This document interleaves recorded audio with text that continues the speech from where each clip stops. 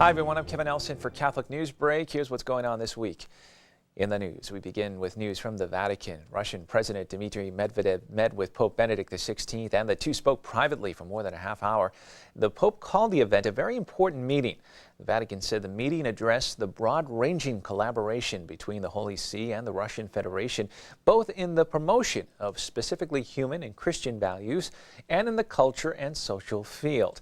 Also discussed was the positive contribution interreligious dialogue can make to society and the international situation, especially in the Middle East. In exchange of gifts, Medvedev gave the Pope 2 volumes of letters in Russian written by former President Boris Yeltsin, which included the letters he wrote to Pope John Paul II, a Russian encyclopedia on the Orthodox Church, and a painting of Moscow.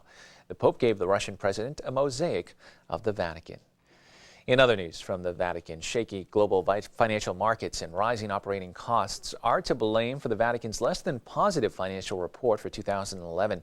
Though no figures for projected income and expenses were given in a statement on the budget, a general description was offered.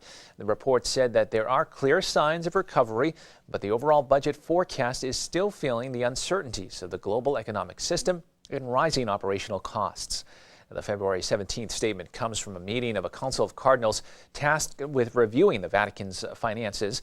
The Vatican did express its gratitude for donations from the faithful, calling this an irreplaceable source of funding. They also called on donors to continue supporting the Vatican through the Peter Pence collection, which is used by the Pope for charity and emergency assistance, and through contributions to their local diocese to support the work of the Vatican. And in news from around the country, Milwaukee Archbishop Jerome Listecki issued a statement in response to efforts by new Wisconsin Governor Scott Walker to push through measures restricting the rights of unions in a special session of the state legislature. In the statement, the Archbishop quotes Pope Benedict XVI and John Paul II, saying hard times do not nullify the moral obligation each of us has to respect the legitimate rights of workers.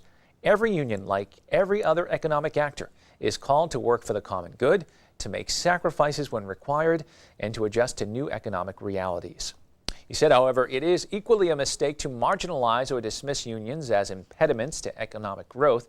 The bill the governor is pushing would strip most government workers at the state, county, and local levels, including teachers, of nearly all collective bargaining rights.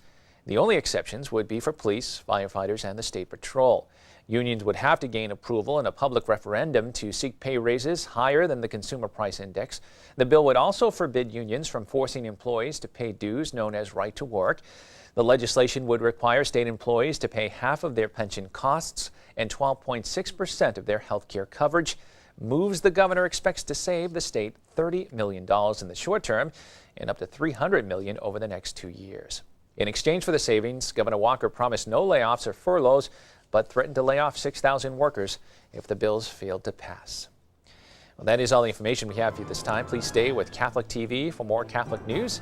Until then, I'm Kevin Nelson, and I'll see you next time on Catholic NewsBreak.